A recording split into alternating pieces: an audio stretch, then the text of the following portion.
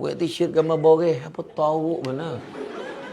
Buat t-shirt macam guni tau. Sekali tengok guni. Lepas tu beras kita beli. La ilaha illallah. Saya kata. Tak payahlah macam tu sangat.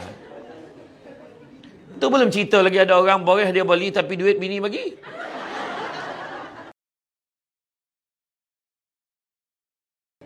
Assalamualaikum warahmatullahi wabarakatuh. Alhamdulillahillazi arsala rasulahu bil huda wa dinil haqqi liyuzhirahu ala dini kullihi walau karihal kafirun walau karihal musyrikun walau karihal muslimun. Subhanaka la ilma lana illa ma 'allamtana innaka antal alimul hakim. Rabbi shrah li sadri wa yassir li amri wahlul 'uqdatam min lisani yafqahu qawli. Alhamdulillah, syukur kepada Allah Subhanahu wa taala kerana dengan limpah dan izinnya dapat kita bersama-sama pada pagi ini dengan suasana yang sangat ceria lah nampaknya. Walaupun ada beberapa orang yang kecewa kerana tak dapat ambil gambar awal. Tapi saya bimbang. Saya bimbang ada yang balik. Tak balik dah, duduk depan dia kata. Tapi tak apa, kan kita ceramah dulu ya. Sabar insya-Allah kan. Saya ni okey je, tak salah. Gambar tagak RM10. Gambar rabah ni. Tak adalah. Alhamdulillah. Terima kasih pada para pegawai khususnya orang Kuwait Jawatankuasa Penganjur kan. Saya takut jam, saya memang jenis datang awal. Saya datang awal, saya sampai lepas subuh dia dah gerak kan. Kita tak boleh jangka Sungai Besi ni kan. Sekali 7.30 dah sampai sini. Apa halak Sungai Besi ni tak jam lagi ni kita kan. Saya bajet-bajet, kalau tidak saya memang sebelum subuh. Biasanya kalau ceramah aku 9 pagi, kalau dekat belah di belah KL ni, saya biasa akan subuh kat tol Sungai Besi. Dan saya tak suka datang lambat.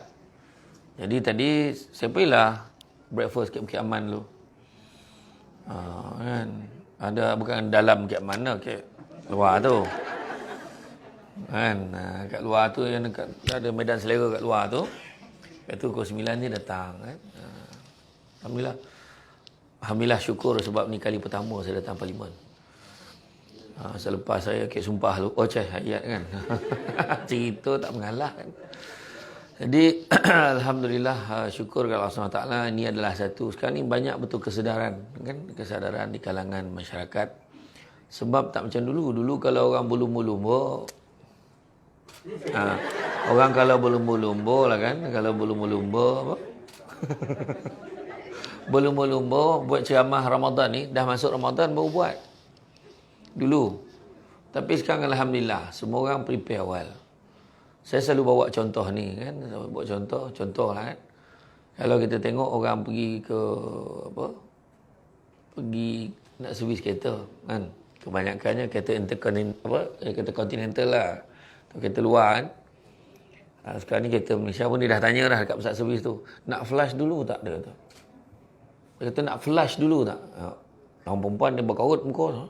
Sebab dia peduli apa dah servis tu kan. Orang lelaki lah dia tahu. Mesti dia akan tanya nak flash dulu tak. Flash minyak tu keluar, cuci dulu enjin dia tu. Kemudian baru masuk minyak baru. Macam tu. Dan lepas tu saya ingat 27 Rejab kan, peristiwa Isra' dan Mi'raj kan. Kalau kita tengok macam mana Nabi yang dalam keadaan kesedihan kan, kehilangan insan yang paling dia sayang, tapi dia digembirakan dengan jemputan dan undangan daripada Allah Ta'ala untuk datang bertemu dengan Allah. Nabi-Nabi dan Rasul lain tak merasa tu. Dapat macam Nabi Musa, dapat bercakap. Kan? Yang selamat datang. Saya baru mula sikit je. Kalau nak saya ulang balik, saya ulang balik. Tak payahlah ya, sambung ya. Kan? Jadi macam peristiwa 27 Rejab tu, kan, kalau kita tengok Nabi ketika diundang tu menaiki buruk, kan, semua orang tahu tu. Tapi saya tak nak ulang Isra' Mi'raj tu, panjang, memang seronok cerita perjalanan Isra' Mi'raj tu. Tapi maknanya kita memang kena panggil lagi lah saya ceramah maknanya untuk tajuk lain tak lah macam tu kan. Jadi Jadi 27 Rejab tu, sebelum Nabi memulakan perjalanan, apa yang berlaku? Yang berlaku pembedahan dada Nabi sekali lagi. Dibelah dada Nabi, dicuci hati Nabi itu dekat satu bahagian yang namanya alaqah, kat mana tempek itulah tempek syaitan dan iblis membisikkan was-was, membisikkan keraguan, membisik benda yang tak elok. Kemudian lepas dicuci, dituang pula dengan ilmu, iman dan hikmah. Itu sebab hati Nabi ni dia tak ada was-was. Kalau boleh, boleh. Tak boleh, tak boleh. Macam tu je. Nah, macam kita ni, nak pergi tak ceramah tu? Rugi pula kan? Kena tangan apa-apa duduk depan. Nanti boleh ambil gambar dulu. Contoh, tapi tak dapat. Itu contoh lah kan. Jadi makna kata yang galak kuat tu tadi dia minta ambil gambar, dia tak dapat. Saya maklum kan. Jadi makna kata nak bagi tahu apa? Dalam ibadah puasa ni sendiri, ibadah puasa ni, special ibadah puasa ni. Dikatakan ada orang siapa kan kalau kita baca dekat hadis tu dan juga hadis kursi. Puasa ni bezanya kalau ibadah-ibadah lain, kebaikan yang kita buat, Allah akan berikan ganjaran pahala berlipat kali ganda sehingga 700 lipat kali ganda. Kemudian disambung dengan diskusi itu, tetapi berlainan pula dengan puasa. Allah Ta'ala beritahu puasa tu aku sendiri yang akan bagi. Mana Allah ni nak ngadap kita ni. Allah tak bagi kat malaikat, bagi aku, bagi poin kat dia orang buat puasa ni. Jadi sekarang dalam ibadah Ramadan, dalam bulan puasa ni, kita memang ada Allah betul. Itu sebab beza kalau kita beribadah bulan puasa. Kadang nak menjawab soalan kenapa bulan puasa macam senang pula nak semayang, senang nak buat ibadah, senang rajin nak sedekah. Orang nak sedekah tu, aku pun nak join lah. Gitu kan? Jadi salah satunya tu sebabnya. Malahan aku sendiri memberikannya. Kalau Allah bagi ganjaran, maka lagi hebat daripada 700 kali ganda tu. Bukan kaleng-kaleng kan? Yang 700 kali ganda tu pun dah banyak. Bayangkan Allah bagi berapa. Jadi makna kata nak bagi persamaannya dengan ibadah, apa kata, bersamaan dengan perjalanan Nabi Isra' Mi'raj tu adalah sama jugalah. Maka kita perlu bersedia dengan yang pertamanya mencuci hati. Sebelum nak cerita kita nak membina keluarga sunnah, kan, keluarga sunnah, hati kena cuci dulu. Berapa ramai yang dah duduk dengan ahli keluarga dia sebelum start Ramadan ni? Ni duduk. Ni Abah nak cerita sikit. Tak lama lagi nak Ramadan. Ni. Yang macam mana yang? Macam mana? Bekalan kurma semua dah. Macam mana kita kena plan, dah set kan dah hari apa yang kita akan sembahyang jemaah kat rumah.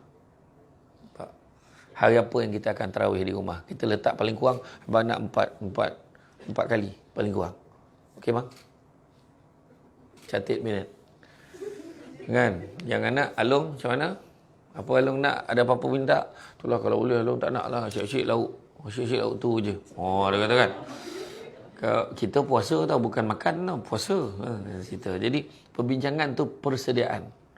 Jadi kita yang paling mustahak nak kata, sebelum sampai Ramadan kita kena cuci hati kita dulu. Macam mana cara cuci hati? Itu sebabnya kita selalu doa, Allahumma barik lana fi Rajab wa Sya'ban wa balighna Ramadan. Berkatilah kami dalam bulan Rajab, bulan Sya'ban. Dan sekarang ni Allahumma barik lana fi Sya'ban. Berkatilah kami dalam Sya'ban. Dan sampaikanlah kami pada bulan Ramadan. Sebab belum tentu sampai lagi. Kan? Ada orang ni tanya, hello, kan? Tiba-tiba malam kan dah tak bangun. Dah meninggal seorang. Mulalah kau keluar teori tu. Patutlah semalam dia senyap je sedang ceramah tu kan? Teori kan? Kau perasan tak dia gelap kuat betul semalam? Dia nak mati rupanya. Tak, orang kita ni dia gemar keluar teori-teori macam tu. Konon macam firasat dia yang paling tepat sekali kan. Tak ada mana dah. Jangan percaya cakap orang tu. Cakap orang tua-tua dulu dengar bunyi cengkuik tu kan. Bunyi burung tu. Ada siapa nak meninggal lah ini. Jangan bawa amalan-amalan macam tu. Jangan ambil gambar bertiga tengah mati. Jangan ada mana tu. Terantuk kepala, antuk balik semula kan. Jangan takut nanti mak meninggal dia tu. Kali kedua lagi kuek, langsung dua mati. Masa sekolah rendah lu ingat tak antuk kepala? Tak ada. Ingat. Dulu kan. Boleh kita ikut amalan tu kan. Lepas tu jangan macam-macam lah. Jangan lalu buah hampaian. Macam-macam ayat kan. Jadi dalam hal ni, sebenarnya kita kena memperbetulkan cuci diri kita tu. Jadi caranya macam mana? Sama juga macam, kan kadang, kenapa Ustaz kan bila saya buat solat sunat hajat kan, macam susah sangat nak makbul. Itu satu. Yang kedua, bila saya buat solat sunat istikharah kan, saya tak nampak lah. Saya tak rasa. Dia buat solat sunat istikharah seminggu dah. Sebab nak tunjukkan dia patut datang tak camah hari ni. Contohlah kan, dia patut kahwin tak dengan lelaki tu? Adakah dia patut terima tak offer kerja yang satu ni? Tinggalkan kerja dekat parlimen ni, pergi kerja tempat lain. Contohlah. Jadi makna kata, istikharah ni satu benda ramai yang terlupa, kena flash dulu. Sebelum nak minta sesuatu, kan, diri kita kena bersih dulu. Bayangkan contoh tiba-tiba kan, salah seorang dipanggil untuk menghadap dengan Tuan Agong, pergi istana. Agak-agak kan, huru-hara tak huru-hara. Tiba-tiba dapat surat. Tuan Agong nak jumpa kau. Aku tak tahu pasal. Kau ni main-main. Nah, surat. Ya Allah. Ya, pasal. Mana aku tahu? Orang tak tahu. Tak ada siapa tahu dah. Contohlah kan. Dia panggil menghadap. Adalah protokol dia punya step, dia apa semua macam-macam lah. Tapi kita silap-silap, baju pun habis kita gungkai. Habis keluar dalam bagi tu. Kan, macam lelaki dia okey je. Dia pakai sarung pun ada lah kan. Yang paling bersih. Tapi perempuan jangan. Silap-silap beli baru. Kan, dah boleh-boleh salah pula. Kuning boleh. Mana boleh sambungkan gajah? Tukar balik. Contohlah kan. Jadi makna kata, kenapa jadi macam tu? Nak bersedia. Sebelum minta sesuatu pun kena ready. Kertas kerja. Kena ready apa-apa. Macam tu juga kalau kita bertemu dengan Allah, minta sesuatu dengan Allah, kenalah biar diri kita ni bersih dulu. Elok nak minta dengan Allah. Macam itulah dia. Jadi bila sampai pada bulan Ramadan, ini adalah bulan orang berlumba-lumba beramal. Kenapa? Salah satu sebabnya tu juga soalan orang tanya. Kenapa Ustaz ni bila pergi Mekah, pergi Madinah kan, kita semua rajin beribadah. Siapa dah pergi umrah? Angkat tangan. Dah pergi umrah haji, angkat tangan. Baru 2 orang. Tak, betul-betul. Angkat je tangan. Angkat tangan. Siapa yang dah pergi umrah haji? Angkat tangan. Okey, alhamdulillah ramai yang dah pergi. Tak, bukan apa. Nak bagi tahu, tanyalah orang yang dah pergi. Macam mana bersyukurnya dia dapat pergi bila tahu bila PKP orang ramai dah tak boleh pergi. Dekat situ nak membuktikan apa? PKP ni nak membuktikan apa? Nak membuktikan betul lah apa yang selama yang diwar-warkan, yang diceritakan, kalau tak kisahlah siapa-siapa guru yang bercerita. Bukan sebab duit orang nak pergi Makkah Madinah ni.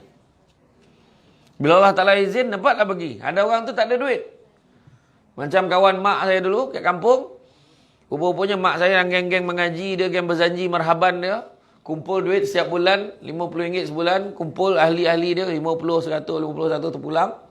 Kumpul-kumpul sampai bulan 10, pilih siapa yang paling rajin pergi jemaah kat surau, aktiviti keagamaan, tapi tak mampu nak pergi Mekah Madinah, sponsor pakai duit tu, hantar dia orang pergi umrah. Pergi Mekah Madinah ni. Dia tak sangka pun, dia orang susah. Bolo anak orang jadi pengasuh. Lepas tu jaga suami yang tak sihat. Jadi dia kata, dia tak pernah mimpi, tak pernah naik kapal terbang. Umat tak pernah naik. Bila tak pernah naik dan kali pertama naik kapal terbang tu pergi Makkah Madinah. Cuba fikir. Dan masa tu dia mula dia cakap dengan mak saya. Takut, dia kata, bukan apa, saya jaga budak ni. Nanti bila saya pergi sana, saya sebulan tak ada hasil, dia kata. Bayangkan, pergi 13 hari, 14 hari, risau tak ada hasil sebulan. Mak saya cakap, jangan risau, rezeki Allah bagi. Ada rezeki tu, pergi je. Nak pergi tak ni, orang sponsor ni. Bukan selalu dapat peluang ni. Yelah, dia pergi. Lepas tu mak saya cakap dengan saya, tapi siapa nak bawa dia? Takkan dia seorang je. Faham tak maksudnya? Maksudnya mak saya pun nak pergi. Faham macam tu? Jadi, yelah mak, pergilah mak. Belilah tiket mak sekali kan. Belilah tiket mak pergi. Sampai dekat sana, dekat Mekah Madinah, sampai saya ingat di Hotel Movenpick. Bayangkan, kali pertama pergi dapat Hotel Movenpick. Makan apa? Bukan tune hotel. Kan? Betul. Udah pek hotel macam tu kan. Mewah macam tu. Contoh. Lepas tu masa tu, adalah hamba Allah yang terdengar cerita ni, yang dia pergi dengan sponsor macam tu. Ada pula satu hamba Allah orang kaya ni, jalan pula tabung dengan sesama dia orang. untuk bagi sumbangan dekat dia. Dia bawa balik tak kurang RM7,000. Dia kata, betul tak rezeki Allah bagi? Itu ada. Itu saya cakap. Kan? Jadi, orang yang nak pergi Mekah, pergi Madinah, dia tanya soalan tu. Senang betul. Lepas tu nak mengaji, lepas semayang kan kadang. Lepas kita bangun, siapa yang nak pergi masjid, tanya. Lepas bagi salam, tu bangun. Allah. Kadang-kadang nak terlupa, tak apa semayang. Janji semayang. Betul. Kadang-kadang kita kat Mekah, janji aku semayang. Mesti semayang. Allah, rugi tak semayang. Lepas semayang, bagi salam, bangun semayang lagi. Semayang sunat, tahajud, dah buat hajat, buat taubat, buat apa lagi. Macam-macam solat sunat buat. Sampai kan dah tak ada. Tak apa, janji semayang. Allahu Akbar. Supaya aku semayang sunat. Ya Allah, kalau taklah apa-apa niat sekalipun. Ya Allah. Macam tu lah. Betul. Ini realiti. Kenapa jadi macam tu? Lepas itu nampak orang nak bagi je. Nak tolong, sedekah. Dengan mutawif, dia bagi. Bukan bagi duit. Kain ihram, semua bagi. Betul. Kain ihram sebab kita tak tahu kan kat rumah. Tak ada tempat semua sedekah. Bagi. Kalau tak pun bagi orang yang nak. Ada kadang-kadang orang tu boleh kain ihram sampai sebanyak-banyak lah. Kan kain ihram sampai banyak ada kat rumah. Ada tu dah beli tu, beli lagi. Lepas tu ada yang tak berpakai pula kat sana. Bagi kat orang. Contoh kan. Sebab apa senang sangat? Bagi walaupun yang kita punya. Bagi duit kanan sampai habis duit Arab tu bagi. Duit rial bagi. Nak selesaikan. Kan selain pada melontar lah kan. Melontar kat kedai tu. Kan? Tapi maknanya sanggup sebab apa? Sebab kebanyakan kita bila pergi ke sana, memang kita tak bawa jawatan kita. Ada kadang orang tak panggil. Cik, tepi sikit. Tu Datuk Seri tu. Ada orang tu dia tak tahu. Nampak macam muka orang Malaysia. Tepi sikit, cik. Pakcik dia panggil aku tu kan. Tapi tak ada siapa kecil hati tu. Sebab kita sama kan. Kain ihram tu mana ada. Dia punya kain loto Gucci. Mana ada? Tak ada. Dia punya kain kan. Kain ihram dia ada. Gucci, Vinci ke. Tak ada. Dengan Bonia ke. Tu kasutnya. Bonia ke. Tak ada. Ada? Tak ada. Tak ada. Kan, tak ada jenama-jenama. Sama. Ada orang tu pakai kain cadar. Yang pun orang tak ada orang beli. Betul? Betul tak kan? Makna nak bagi tahu apa? Sama. Kan? Tak ada. Masa PKP tu pun sama. Masa PKP tu kan. Bila PKP kali pertama. Kan? Samsul debat, tak samsul debat. Beratur. Beratur. Nak masuk pasar raya. Ingat kau handal ingat? Beratur belakang. Apa dia peduli kan? Nak masuk dalam barang dah habis. Kan? Semua dah disapu kat orang tu nak kiamat. Betul dah apa barang pun tak ada. Kan? Iya. Sekarang PKP pun dah tak heran kan? Tak heran. Ramai yang tak heran. Saya tanya member saya kat Melbourne tu. Melbourne tau bukan Melaka. Melbourne. Saya tanya member saya Melbourne. Kak, macam mana? Kebetulan Kak Lina tu dia buat program. Dia Singaporean. Dia buat program dekat di sana lah. Melbourne. Tapi bulan 3 tu batal program. Saya dah pergi tahun sebelum tu. Dia buat bulan 3 tu patut untuk sambung kuliah. Sambung kuliah mak saya pun patut pergi sana mengajar pengurusan jenazah. Sebab kat sana orang Arab dia menguruskan jenazah macam menyiang ikan. Dia potongan terbalik jenazah tu. Orang tanya, janganlah kasar sangat. Dia kata, jangan risau, dia tak kasar apa. Bangang betul. Dia boleh cakap macam tu. Jangan risau, dia tak kasar apa. Dia boleh cakap macam tu. Sebab tak ada ilmu kan. Kurang ilmu. Tak, cara faham dia lain. Jadi, bila saya tanya, Kak, macam mana kes kat Melbourne? Wih, kita orang gempar baru-baru ni. Kenapa, Kak? Dia kata, kita gempar, tiba-tiba ada 13 kes baru. 3 boleh tau, bukan 3,000. 13 kes baru. Jadi, apa jadi, Kak? Langsung lockdown 5 hari. Bukan PKP tau. Saya cakap, kita Malaysia 5-6 ribu okey. Tak ada hal pun. Siap yang tanda pangkah tu dia kelengset adalah agak. Iya, betul. Kayak kedai makan kan, tak ada dia peduli ada kan. Husband I. Duduk sebelah kan. Mana ada orang cek bagi si nikah tengok apa, mana ada kat kedai makan tak tanya. Jadi itu keadaan dia. Maknanya kita jangan, bila kita tak bawa diri kita, tak bawa pangkat kita, hidup kita ni lagi tenang sebenarnya. Betul. Macam saya tadi kan, berapa lama dah masuk dalam. Balega-lega cari parking tak ada. Tak ada orang peduli. Dia maklum lah naik Azia kan, tak ada orang peduli dah. Kan cuba kalau kau naik gambar atau ada logo Mentori kau contoh kan. Ni ngadang kan pakai. Agak macam tu lah kan. Agak lah. Kan? Tapi saya okey je. Saya okey. Saya teringat saya naik Azia tu, saya ceramah kat mana. Tak, saya okey. Saya happy. Saya happy, tak ada masalah. Saya pernah naik Azia tu ceramah dekat hotel butik dekat Kuantan. Saya ceramah untuk syarikat TM. Berhenti kat lobi tu, kereta kotor. Saya kat dengan asisten saya. Ni aku kopi basuh kereta tu baru datang balik. Okey bos. Saya turun, dia pun jalan. Yang nyambut saya, steady ustaz, jauh-jauh datang naik Grab. Woi, kereta aku tu. Grab dia tu. Tapi Tuhan uji kita lah kan. Tapi okey. Bagus kat lah kan. Kita kenal lah siapa kan. Tapi tak ada masalah, saya okey kan. Ya, sebab rupa-rupanya pada seorang. Yang penting jangan kita. Orang lain tak apa. Jangan kita. Kan? Itu sebabnya saya lagi selesa pasuk lambik sikit macam tu kan. Tapi hari ni saya datang awal. Boleh kita mula awal kan. Sebab apa kita kena ambil awal sikit. Sebab ada orang dah tak sabar nak ambil gambar. Jadi kalau kita tengok kan. Dah tak bunyi mana dah nampak tu kan. Tapi betul, balik semula pada Ramadan ni. Maknanya macam tu juga kita ni rasa kecil. Ramadan ni, apa hebatnya Ramadan berbanding ibadah lain? Ramadan ni ibadah paling ikhlas sekali.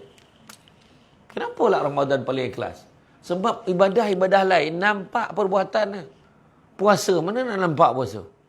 Tak nampak. Orang tu makan 3 pinggan baik muka lapar pun kita rasa dia puasa. Kan? Dia makan kan? Yang baru ni dia orang share yang gambar video yang lakonan yang apa tu, yang JK Surau tu. Kita ni bulan Ramadan ni kenalah kuat kan, sama-sama. Nasi ke senyap? Anak dia tak ada video tu kan? Kelakar betul. Patutlah dia sogar, orang lain dah jadinya lah kan. Ya. Betul. Dan kita kena tengok tu satu. Yang kedua, Ramadan lah puasa yang sebenarnya mengingatkan kita capek ingat kematian. Kenapa? Kalau kita tengok. Dulu waktu kita kecil-kecil, kita puasa, kita tengok jam. Tak bergerak jam ni. Masa kecil-kecil kan, masa kita sekolah rendah kan. Oh, lambatnya jam ni rosak kan, dia ambil kursi. Tolak. Saya dulu ambil kursi. Gerak jam ni.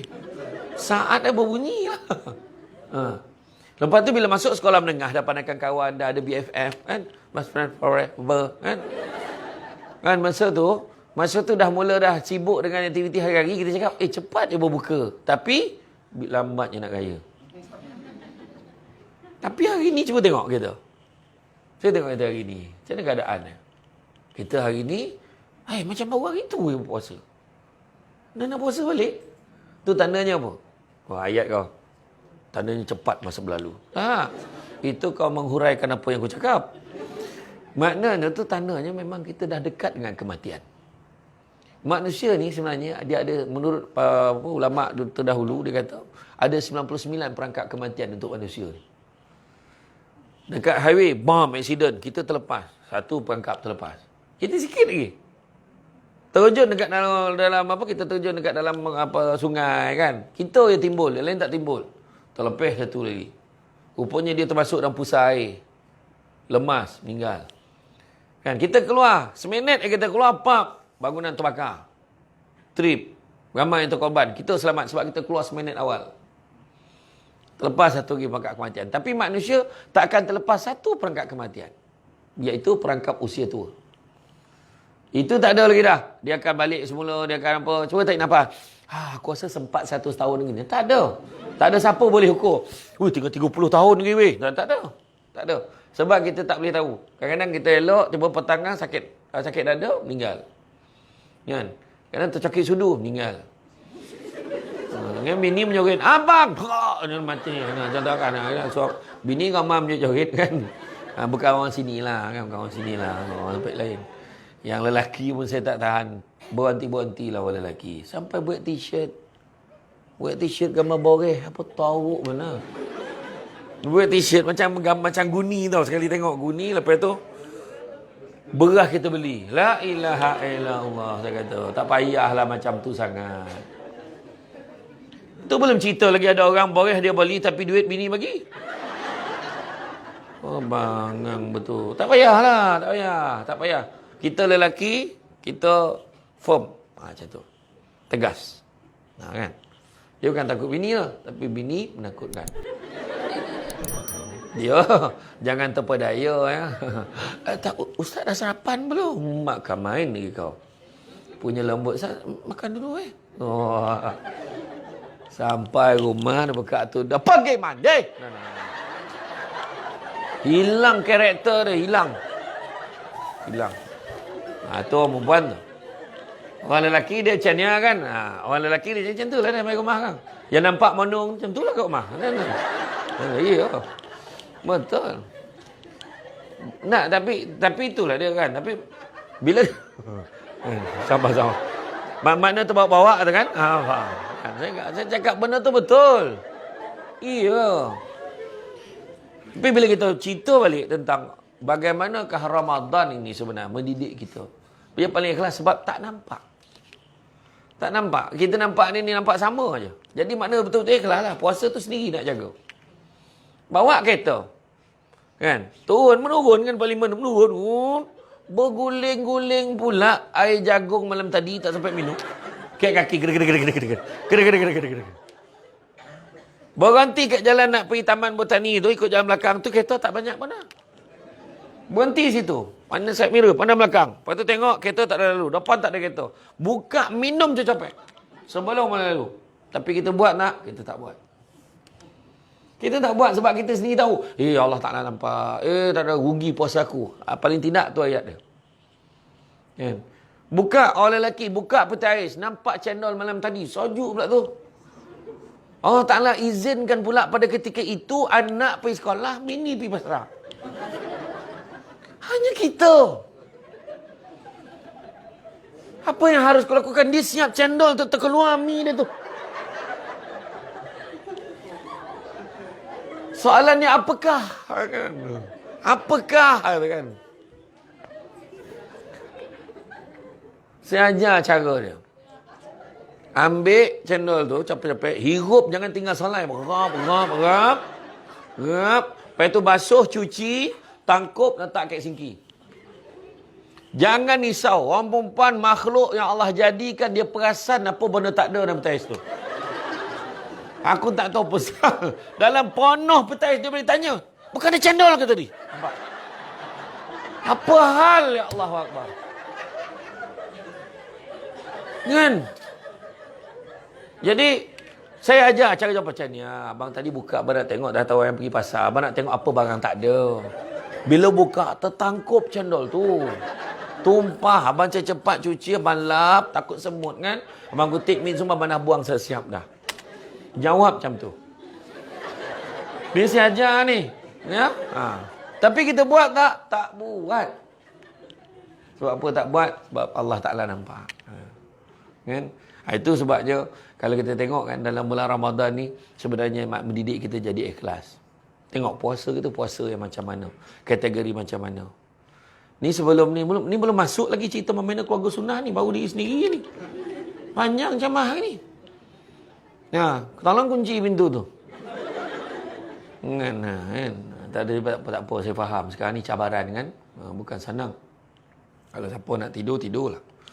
Tak ada saya marah dah dengan ceramah ni kan. Tak tidur. Sebab memang dah itu kelebihan orang dengar ceramah. Dia boleh tidur. Tidurlah. Saya tak ada marah. Tu pasal tidur. Tak ada, saya tak marah. Kadang dia kat rumah payah tidur. Kat rumah baru pusing sini berbunyi la ilaha illallah tua ni. Pusing sini anak pula la ilaha illallah. Payah. Kan? Tapi kat sini dengan tahap kat rumah bantal, aircon, tak dapat tidur. Tapi kat sini togak dah boleh tidur. Makna tu memang anugerah Allah bagi kat dia kan. Tidurlah. Tapi dengan satu syarat, minta tolong sangat, jangan berdengkur. Sebab takut ganggu orang sebelah. Sebab orang sebelah dia pun nak tidur juga. Jadi tidurlah sesama. Ya? Macam tu. Tapi saya tak risau tu. Masalahnya bila tidur kan, dia berdengkur tu saya tak risau. Saya risau yang mengigau tu. Tiba bangun kat tengah-tengah. Apa hal lah pula tu? Kan? Macam tu. Jadi, Ramadan. Kalau tengok apa maksud? Kalau kita tengok, soalan basic. Anak kita akan tanya. Ni nak mulakan sunnah ni? Anak tanya. Mama. Aduh, mak. Aku yang tu tak terdaya. Baru duduk kelumpur 5-6 tahun. Mama. Nyampah. Kampung tu lonek lah, lonek. Manggil mama. Sampai kat kampung, anak mama. Yang nenek, nenek. Mengana-ngana. Kalau kampung tu, kampung lah. Umi ke, mak ke, okey lah kan. Ibu, okey lah. Mama je. Abang, rumah anak panggil apa? Ha? Tak. Mak. Ha? Tuan. Anak panggil mak apa? Abang? Mak. Tak berani aku mama ni.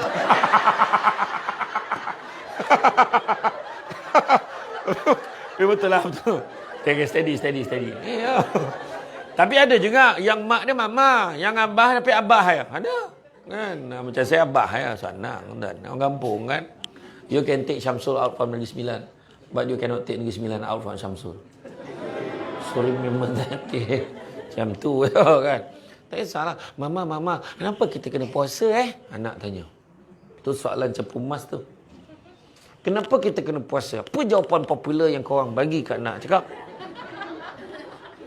kalau tak puasa tak raya. Jangan.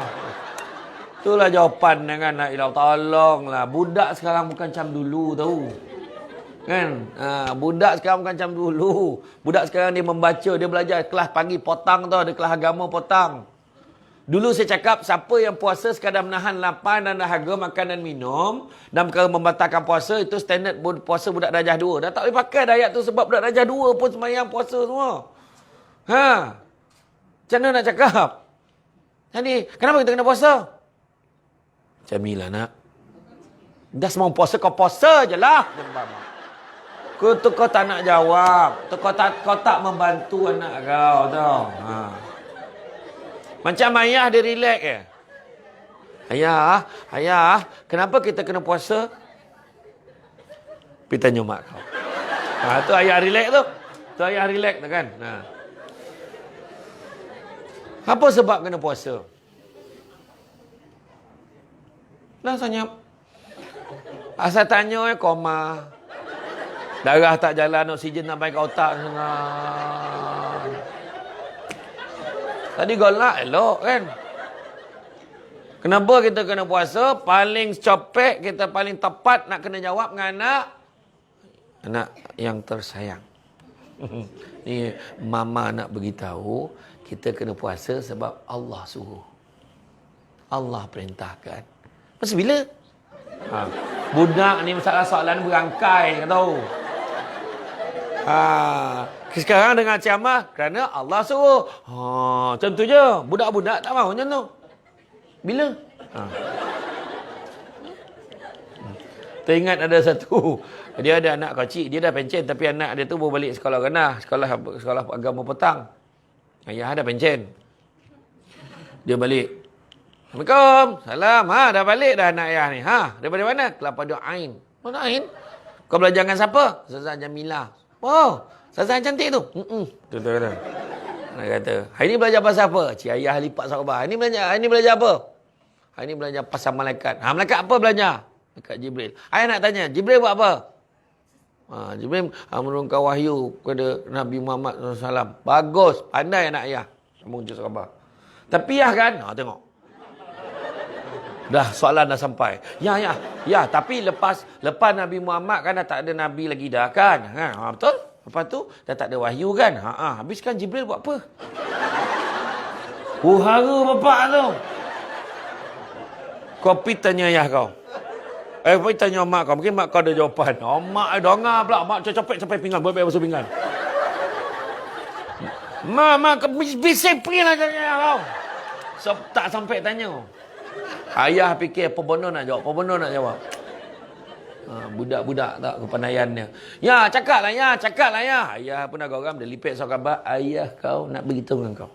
Jibril dengan ayah kau sama makan pencen. Faham? Kau janganlah bohong anak macam tu. Kau tak tahu, cakaplah tak tahu. Alah. Aduh, ya kan? Wallahu alam nak. Tak tahulah, tapi ayah yakin Jibril tengah tengok kau tanya soalan yang tak ada kena-mena ni. Nah. Nampak? Sebab macam mana? Masih bila? Semenjak daripada turunnya ayat. Turun ayat apa ya? Dalam Al-Quran, surah Al-Baqarah, ayat 183. Ya ayyuhallazina amanu, kutiba alaikumusiyam, kama kutiba alal lazina min qablikum la'allakum tattaqun. Semua orang dah ingat dah ayat tu kan? Dekat mak kami sering-sering. Kan macam kan. Terangkik-angkik emas tu saya rasa tengah baca sekali lah tu. Kan? Kita belajar sabar, tabah, apa semua dalam Ramadan ni. Apa maksud? Ya ayyuhallazina amanu, wahai orang-orang beriman. Beriman tu mana orang yang percaya? Jadi anak ayah percaya tak pada Allah? Percaya. Percaya pada Rasul? Percaya. Kalau percaya, kita kena puasa. Nampak? Macam tu kita explain. Ya ayyuhallazina amanu, wahai orang beriman. Dia tak sebut orang Islam. Nampak? Dia tak kata sebab orang Islam ada Islam, tapi dia tak beriman lah bila dia tak puasa. Kan? Aku percaya cuma aku tak puasa je. Sama lah. Ya ayyuhallazina amanu, kutiba alaikumusiyam. Diwajibkan kata kamu berpuasa. Kama kutiba alal lazina min qablikum. Seperti mana diwajibkan kata orang-orang sebelum kamu. La'allakum tattaqun. Mudah-mudahan kamu bertakwa. Itu benda basic. Sebab kalau kita tak beritahu asas mula untuk anak-anak kita, macam mana nak berterusan? Kan? Macam mana anak tu nak tahu? Dulu kalau tidak besok dia puasa sebab mak ayah bising. Kena pula dia sambung universiti, dia dapat sebilik dengan budak-budak memang tak puasa. Macam mana? Saya pernah sebilik dengan budak tak puasa. Saya baik 3 puasa duduk seorang je tak puasa. Tapi alhamdulillah dia dah insaf lah. Bila dia dah kahwin pun elok lah. Tapi waktu tu macam mana? Katanya ni tak insaf. Bulan puasa dah tahu dah. Dia dah booking dengan mamak tu setiap hari. Pukul apa dia akan datang ambil. Beg geng plastik hitam kan? Dia. Benda tu memang ada. Saya malahan pernah jumpa waktu saya belajar di universiti dulu. Saya naik motor pergi ke Kelang. Saya pernah nampak ada satu restoran Cina. Orang Melayu Islam bukannya tak puasa. Minum arak tengah hari. Open. Bukan kata tutup. Tertutup. Open. Nak cakap apa? Itu tak tahulah nak kata kategori apa. Bukan tak puasa. Dah lah tak puasa. Minum arak pula tu. Jadi dalam keadaan tu kita kena explain ke anak kita. Basic kena bagi. Asas. Macam kita lah. Macam mana kita nak bahagia? Pertama, kena perbetulkan apa? Tu sebab orang ni ada duit tak bahagia, ada kereta besar tak bahagia, ada bini besar pun tak bahagia. Semua tak bahagia. Apa sebab? Sebab setting. Sebab kalau kita ambil beli handphone, benda pertama setting. Nak brightness dia terang mana? Nak volume macam mana? Kalau yang apa, ringtone nak letak macam mana? Kalau isteri telefon, bunyi rimau. Telefon dah dia kata kan awak dia tahu. Contohlah kan. Jadi mana kata setting tu. Jadi kalau kita tak letak setting ni pada awal, takut anak kita sampai besar lah. Dia pula cakap dengan anak dia. Tak puasa tak boleh raya. Kita pula cakap macam tu. Tak puasa tak dapat duit raya. Lagi teruk. Kebenaran ni ajar kat anak-anak tu. Nampak? Itu sebabnya kita kena puasa kerana Allah.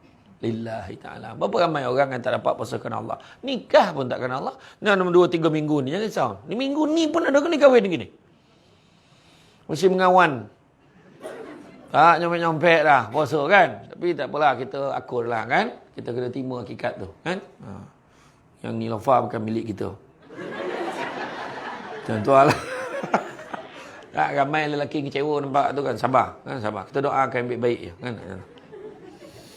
Jadi makna kata bila kita sebut tentang puasa tu sendiri, asyam. Apa maksud siam?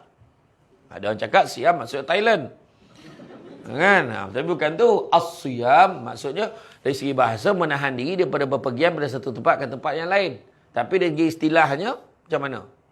Ada pula maksud mengatakan asyam tu menahan diri, perihal menahan diri pada makan, minum, nikah dan berbicara. Makan, minum, nikah. Menahan diri daripada nikah. Tak boleh nikah ke bulan puasa? Boleh nikah tak? Boleh. Jimat. Nak PKP. Bulan puasa pula. Majlis resepsi dibuat pada jam 12 tengah hari. Puasa. Jamuan akan berlangsung sebelum sahur. La ilaha illallah. Memang tak ada orang. Memang jimat kan risau kan. Tapi maksud nikah ni adalah perbuatan orang bernikah. Apa dia? Tengah hari janganlah sesajuk. Kan? Sebab bulan puasa ni disebut sebagai Ramadan. Tu berasal perkataan ramdu, iaitu panas yang menyengat. Sekarang pun kita dah mula rasa panas, betul tak? Lambat aircon, lambat aircon ni panas lah. Panas. Cepat dah masuk dalam kereta, panas. Orang perempuan kat rumah mula ni bila dia panas, tengoklah. Mulalah iklim habitat dia, pakaian dia semua tengok.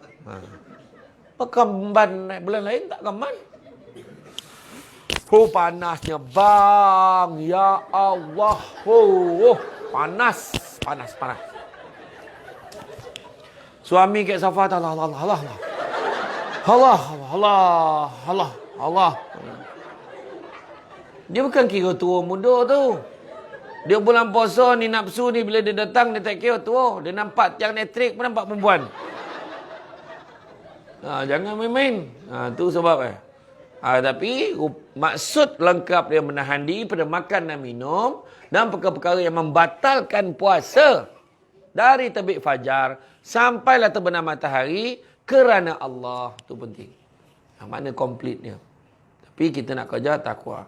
Jadi, bila kita cerita tentang puasa ni, dia bukanlah orang kata perkara-perkara yang orang kata, dia sama macam bulan lain, tetapi kehebatannya dikatakan sebagai Sayyidus Syuhur, bulan penghulu segala bulan, sebab Nabi sendiri kata, andai katalah orang benar-benar faham akan kelebihan Ramadan, nescaya dia akan berharap bahawa Ramadan itu sepanjang tahun. Jadi, kita kena ajak untuk hidupkan sunnah dalam keluarga kita. Nak hidupkan sunnah tak memadai. Contoh, kita mengajar anak kita bercakap. Saya nak tanya. Nak mengajar anak kita berjalan. Adakah cukup dengan sehari? Cukup dengan seminggu? Tak. Jalan tak. Teh. Lepas minggu jalan jatuh lagi. Ajar lagi. Bagi. Pandai anak Umi. Pak kan? Ajar anak cakap. Abah. Sebut. Abah. Sebut. Ajar anak sebut. Lama. Setiap kali suruh cakap. Lebih daripada sebulan tak rasanya? Lebih. Nak ajar anak makan satu benda. Lebih. Macam tu jugalah kita nak membudayakan anak kita ni dengan budaya sunnah ni. Tak boleh hanya dalam bulan Ramadan. Masalahnya tu yang disebut sebagai soal qadawi. Janganlah kita jadi manusia yang menyembah Ramadan. Jadilah orang yang menyembah Allah. Bulan Ramadan tiba-tiba jadi baik. Hintap tudung, tiba-tiba bertudung. Lempar-lempar tudung. Surat. Adalah berjuntai topi tu sini kan. Orang perempuan ni kadang kalau kita tengah baring kat katil tengok dia pakai tudung tu kan. Macam ni dia tarik. Dia macam ada aim tu. Lempar sambut sini. Tarik. Lepas tu tarik jadi emas. Ada ujung tu. Aduh kan. Tak apalah kan. Tapi kadang kita cakap, mak besar apa tu tudung ni kan. Besar-besar buka-buka jadi kedopi kan. Tapi tak apalah. Dia minat nak pakai tudung macam tu kan. Tak apalah. Janji kita ingat kita menutup aurat. Ada orang dia pakai tudung tapi dia membalut aurat. Kotat betul-betul. Nanti tudung ni. Baju kotat. Kadang pakai tudung. Ya, nampak. Ya, dah pak. Lepas tu pakai t-shirt pergi bazar Ramadan. Kita pula adalah macam ada tulisan kat dada tu. Kita pula sebagai lelaki kena baca. Dia tulis apa tu? Apa dia tulis tu? Saya tak nampak. Dah rakyat-rakyat rupa dia tulis. Apa tak tengok? Wah, tulisan kau. Lepas tu dia mengenjalik kata, pihak kat belakang siap tulis. Kalau nak cakap, la ilaha illallah pauk tu. Takkan banyak baju-baju yang macam tu sekarang. Saya sayang bapak saya lah. If you can read this, thanks a teacher. Dia kata kan. Macam-macam lah. Tulisan-tulisan. Kan? Jadi, kita nak kena basic tu daripada awal. Nak ajar anak kita, kena kita Kena biasakan. Baik yang simple-simple. Baik simple-simple. Sebab apa? Pasal sunnah. Sebab antara 3 tanda kita ni nak masuk syurga. Nak masuk syurga, 3 perkara nak kena jaga. Pertama, kita kena sayang. Sayang siapa? Sayang Nabi. Jadi benda ni sebelum buat perbuatan tu, kena bagi basic dulu. Sayang Nabi. Nak sayang Nabi macam mana? Ada 2 cara. Macam mana nak sayang Nabi? 2 cara. Pertama, selawat banyak-banyak. Sebab Nabi kata, faman ahabba syai'an aksara bizikri. Barang siapa suka sesuatu, akan selalu menyebut-nyebut. Kan? Macam kita suka kat orang tu kan? Kan? Suzana. Mana suka kat Suzana tu? Zai. Suka kat Zai. Isabella adalah. Suka kat Isabella tu. Kan? Fiona. Fiona kan? Kan? Zalika. Suka kat Zalika tu. Amalina. Suka budak India ke budak Melayu tu. Kan? Nampak tak? Orang sebut nama kan? Samsul Debat pun tak ada lah. Kan? Tak ada kan? Tapi kalau sayang Nabi, salawat lah. Kan? Kita salawat. Sallallahu ala Muhammad. Ya Nabi salamun alaik. Kan kita berharap kan? Maulud Rasul kan? Itu tak ada lah. Itu berharap dalam parlimen ni kan? Berharap dalam parlimen ni bahaya ayat tu. Kena tak explain. Berharap maulud lah. Selawat. Macam mana kan? Kan? Jadi makna kata kita ni sayang Nabi kena selalu sebut. Kemudian begitu juga Nabi sebut inna aulan nasi bi yaumal qiyamah aksarhum alayya salatan. Orang yang paling baik di sisiku pada hari kiamat kelak adalah orang yang banyak selawat kepada aku. Kan daripada kita menyanyi tak tahu arah, baik kita sebut nama Nabi. Kan? Yang kedua, kita hidupkan sunnah Nabi. Apa Nabi suka buat, kita buatlah. Itu yang kita cerita hari ni. Nak menjadikan, membina keluarga sunnah, maka kita kena hidupkan sunnah-sunnah Nabi. Sebab apa? Nabi pula punya sayang kat kita. Nabi sebut apa? Faman ahya bisunnati faqad ahabbani, faman ahabbani kana ma'i fil jannah. Barang siapa yang menghidupkan satu sunnahku, maka dia sayangkan aku. Dan siapa sayangkan aku, akan bersama-sama dengan aku di dalam syurga. Ya, tak apa, sebelum saya cerita sunnah tu. Yang kedua, sayang ahli keluarga Nabi. Kena tahulah ahli keluarga Nabi tu siapa. Macam mana nak sayang kalau tahu pun tidak? Macam mana kita nak sayang jiran kita kalau kita tak kenal pun jiran kita? Ini yang masalah hari ni. Kan? Macam mana kita nak sayang ahli keluarga, sepupu, sepapat semua, mak saudara, pak saudara kita sebab kenal pun tidak, hari raya tak bercampur. Ada tak ahli keluarga kita yang macam tu? Ada. Bila raya ke, tak nak balik. Bila berkumpul, tak nak kumpul. Tak apa, aku susah senang anak-anak aku je. Jangan cakap. Sampai masa anak membuang dia, cara pandai pula cari saudara. Macam tu. Dan begitu juga yang ketiga adalah dengan biqiraatil Quran. Dengan membaca Al-Quran. Dan benda ni semua ada kaitan dengan Ramadan yang kita nak buat. Antara sunnah-sunnah yang simple-simple. Kita tengok, Nabi sebut, faman ahya bisunnati. Barang siapa menghidupkan satu sunnah aku. Nabi tak kata 10. Siapa yang menghidupkan satu sunnah aku, maka dia sayangkan aku. Nampak? Punyalah Nabi sayang kat kita. Siapa hidupkan satu sunnah aku. Jadi kalau mana Nabi nak bagi hint apa kat kita? Nabi nak bagi hint apa kat kita? Kalau tak boleh buat semua, jangan tinggal semua. Hidupkan satu. Maksud hidup tu makna kita mesti konsisten dengan satu benda paling tidak. Apa yang paling senang? Minum air masak. Paling senang. Sunnah Nabi ni. Tahu ke tidak? Minum. Tapi kena ingatlah. Aku minum ni kerana sunnah Nabi. Dalam hati dah ada. Ni Nabi kau mahu minum. Aku pun minum. Jadi dapatlah pahala sunnah. InsyaAllah. Tapi, haus sangat. Minum. Dah terlupa. Dah sudah. Allah sunnah Nabi. Patut tadi aku niat. Tak apa. Minum lagi. Dan kena ingat macam mana cara Nabi minum. Nabi minum paling kurang 3 teguk. Contoh.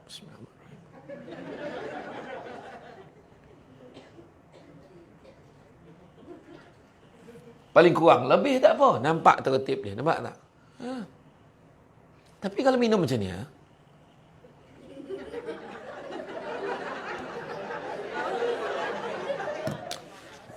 Tu tak pek pada sunnah dah. Tapi puas lah hati kan dapat minum.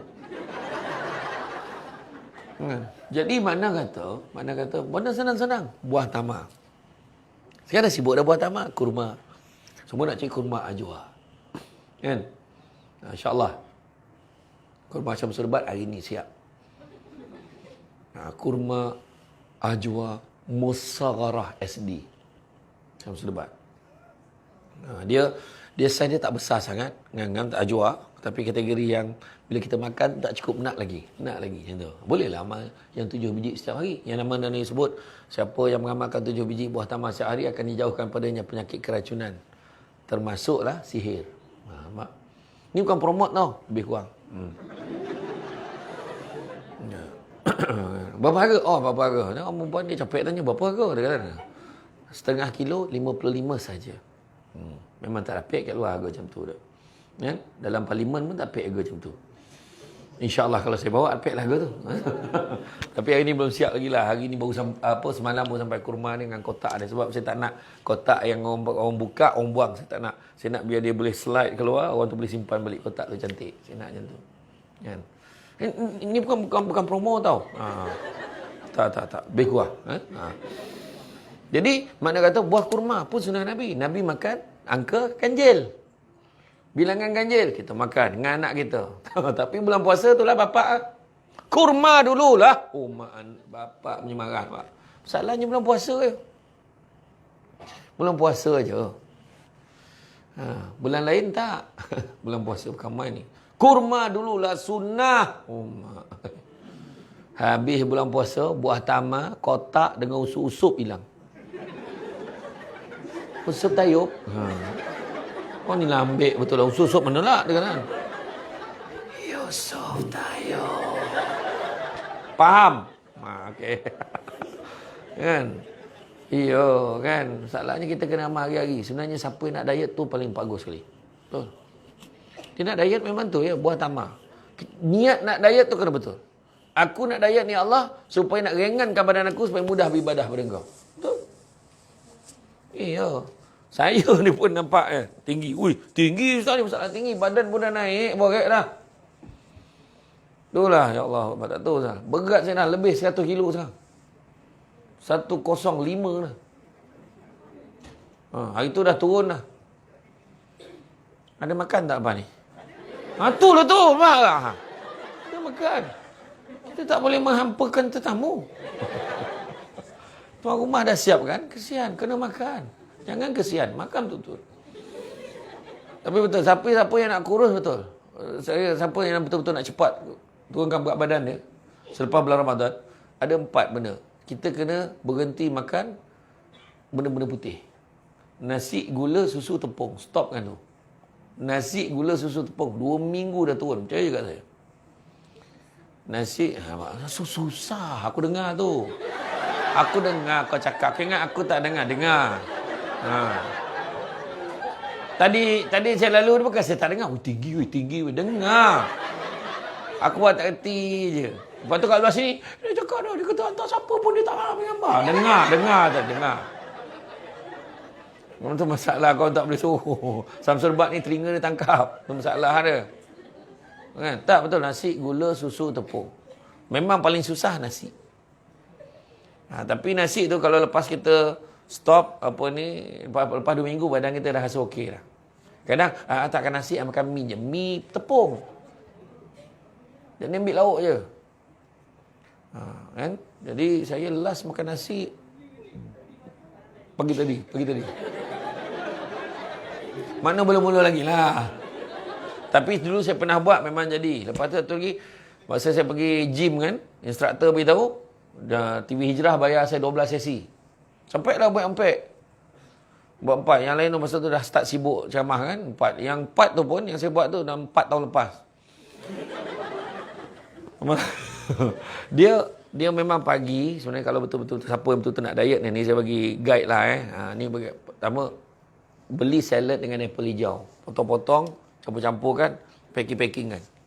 Satu bekas bukan plastik bekas makanan kan. Packing masuk dalam freezer. Freezer tu beli yang khas untuk kita. Pagi makan tu Minum kalau betul nak minum air manis sangat, pagi je sekali. Tapi sebaik-baiknya minum air masak je. Pukul 10 makan pisang 2 biji. 2 biji tau, bukan 2 tandan kau jangan tukar. 2 biji. 2 tandan tu dah kau nak borok dah tu.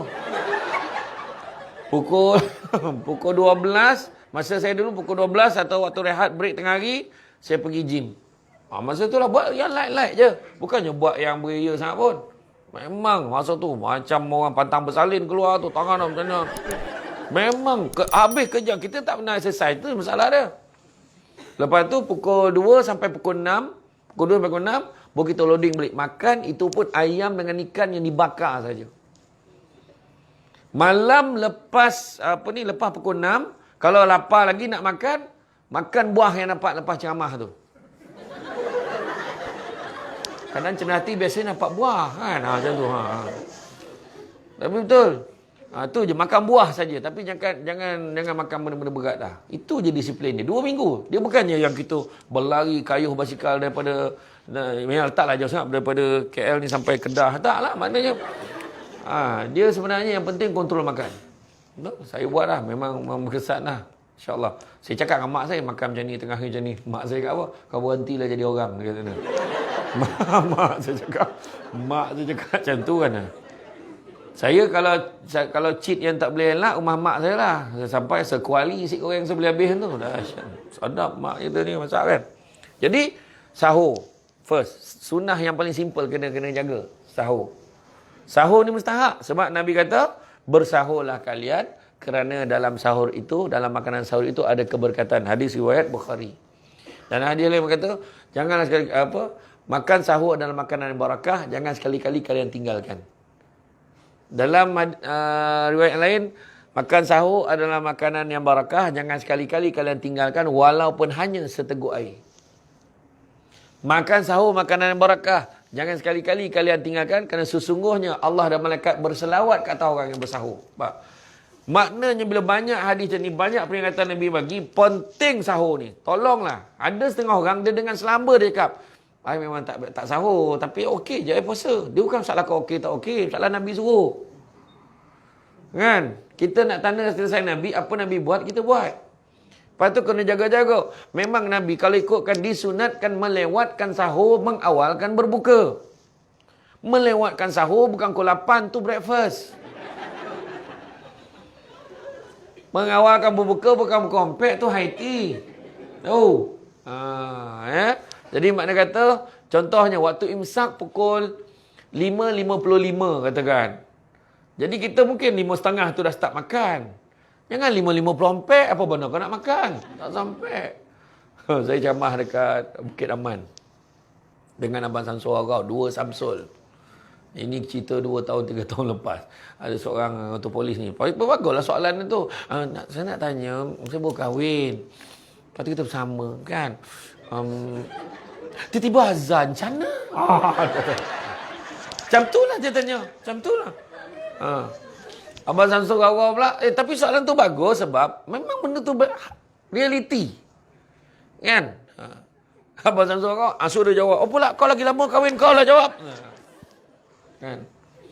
Jadi saya langsung tanya, saya nak tanya akak dulu. Saya jawab soalan tu, saya nak tanya akak dulu. Berdiri dia balik.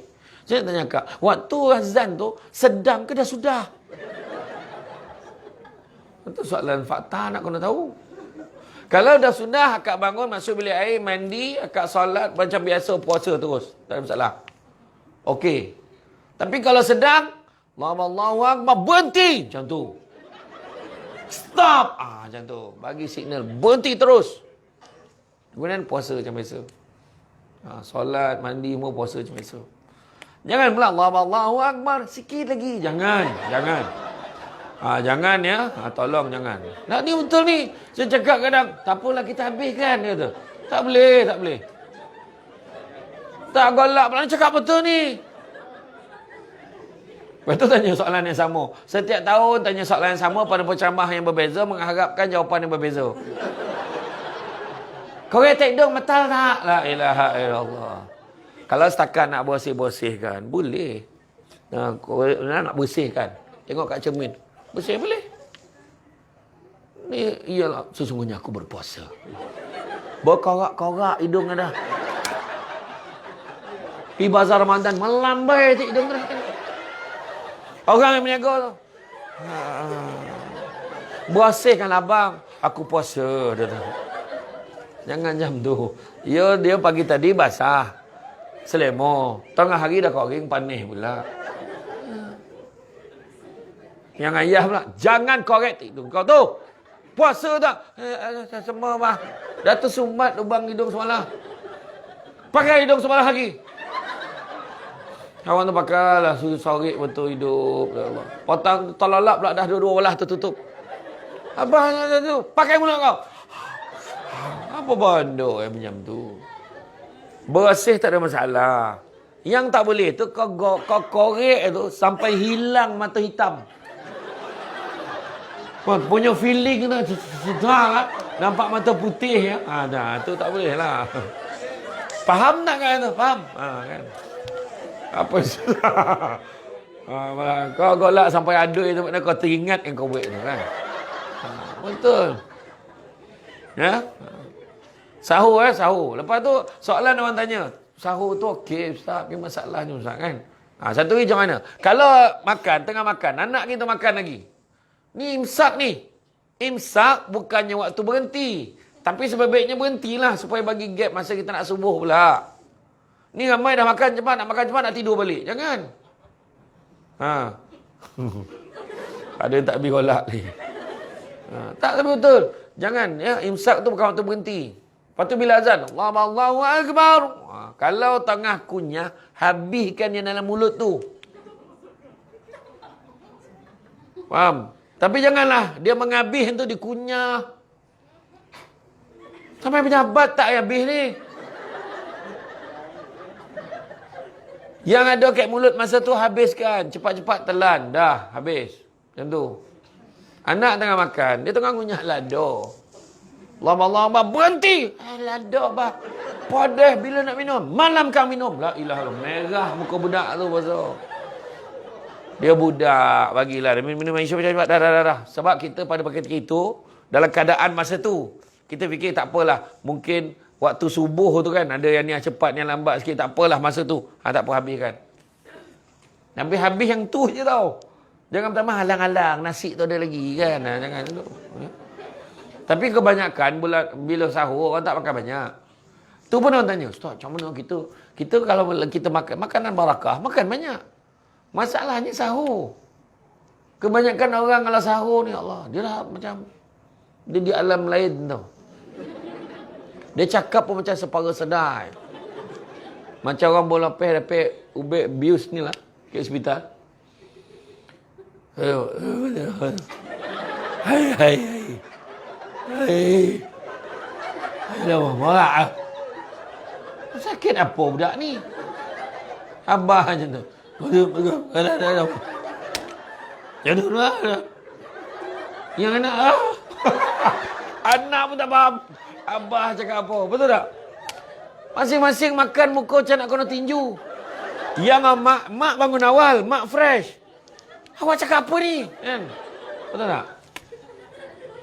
Iya. Tak faham. Bangun kalau tahu dia kadang bangun basuh muka, dia kumur-kumur sikit dia nak makan. Memang tak boleh. Tak boleh. Tapi cuba kita tengok malam last sahur. Sahur yang terakhir. Ni last kita sahur. Besok dah raya. Makan. Kenapa jadi macam tu? Kenapa jadi macam tu? Sebab masa tu dah tak tidur sangat. Betul tak? Itulah penyakitnya kan. Jadi apa kita kena buat? Sebenarnya bila bangun pagi, ni saya nasihatkan. Bangun, terus masuk bilik mandi.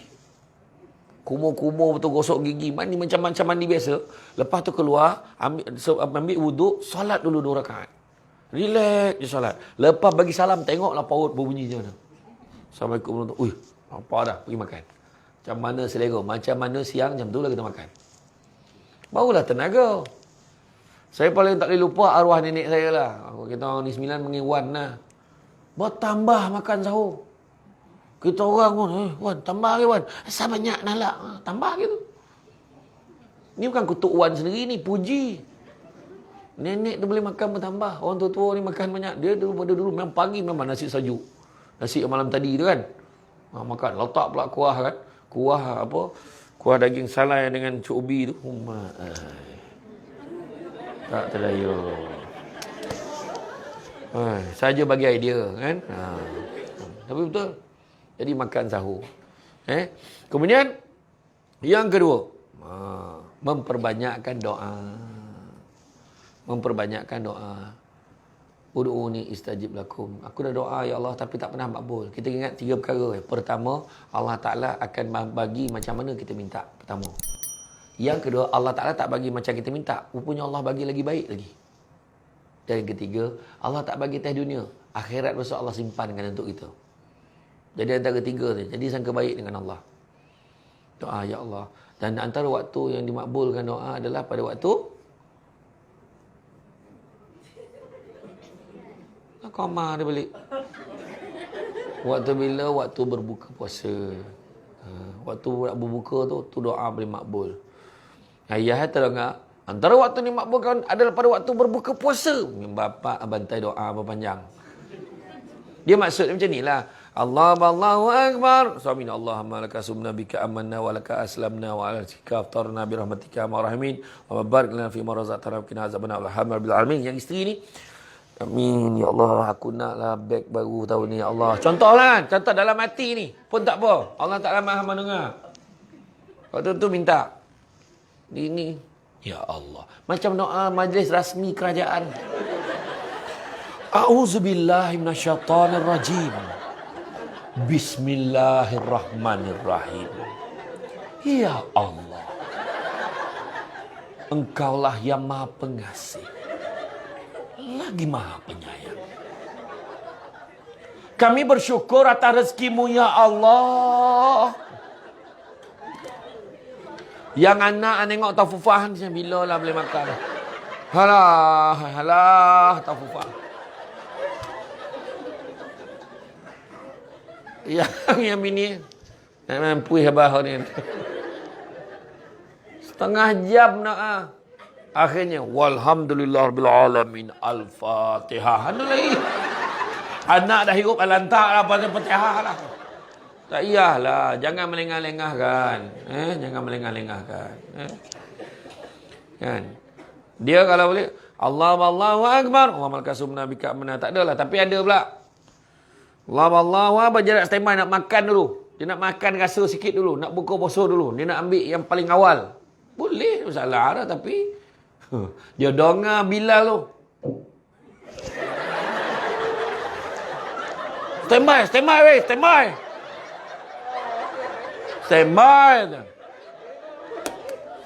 Dia dengar Bilal. Rap kita paling awal kat KL dah. Kita paling awal berbuka kat Kuala Lumpur tu kan. Rupa jauh. Testing 1 2 3 test. Dah talan. Apa dan kau poso lah, kau gantilah poso kau. Siapa suruh? Kan? Iya, ada masa lagi.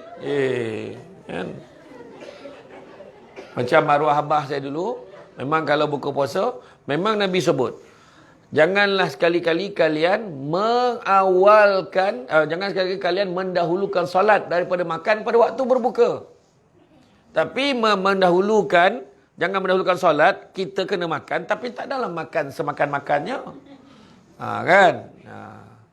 Jadi bila berbuka puasa tu macam arwah abah tu, Allahu Akbar, Allahumma lakasumna bika amanna wa ala sika aftarna mantika ya maramin walhamdulillahirabbil alamin.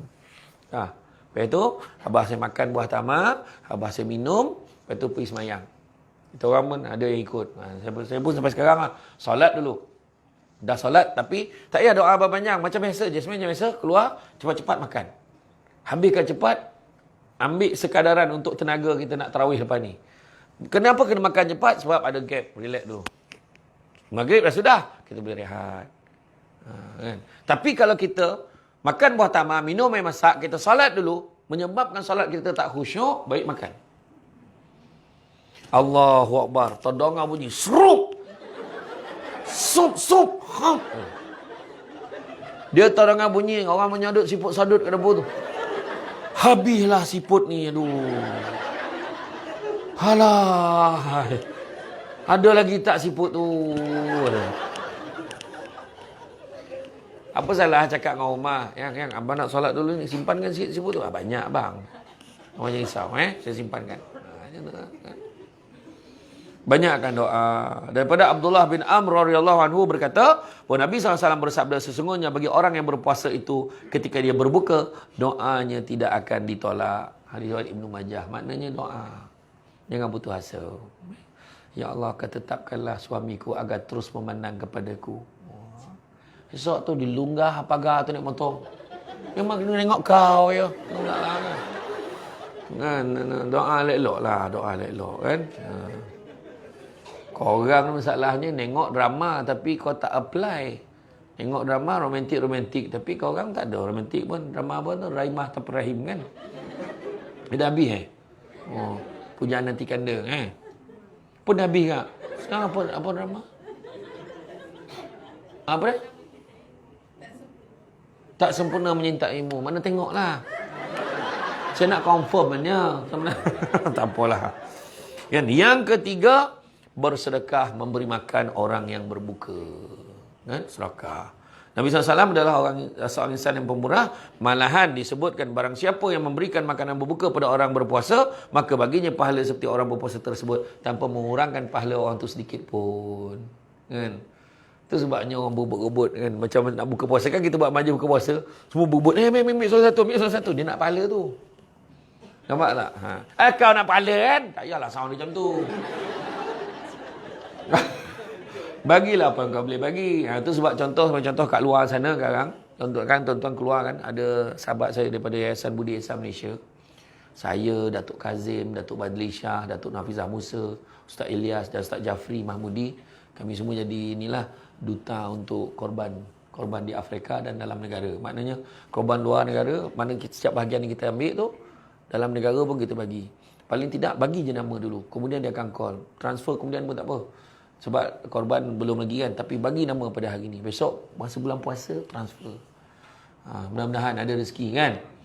Sebab satu ekor lembu baru 2730. RM2,730. Satu bahagian RM390. Jadi masuk je. Niatkan. Nak siapa ada masalah poning-poning 2-3 hari ni, bagilah. Ya. Betul. Sebab apa? Di Afrika, dia tak macam kita. Kita ni memang kita boleh bagi ada orang susah. InsyaAllah orang Malaysia ni saya nampak susah-susah. InsyaAllah ada, kalau orang dapat kesan, adalah bantuan sampai kat dia. InsyaAllah. Tapi di Afrika ni, bayangkan kotak ni, dia rendam makan. Kotak kertas tu dia rendam macam biskut lah. Lambut-lambut makan. Lepas tu mak dia kepal lumpur yang tanah liat ni, bakar jadi cookies. Apa benda cookies tu? Mana makan macam tu? Air lumpur tu cedok, air yang keruh tu. Ingat air teh, air lumpur tu, yang tu lah dia masak minum. Tu sebab bila dia dapat daging, dia menangis lah dia. Memang tu tahun lepas, alhamdulillah Yayasan Budi Ihsan Malaysia ni tak payah risaulah. Tengok duta pun kita tahulah. Yang biasa-biasa saya je. Yang lain tu, dahsyat-dahsyat.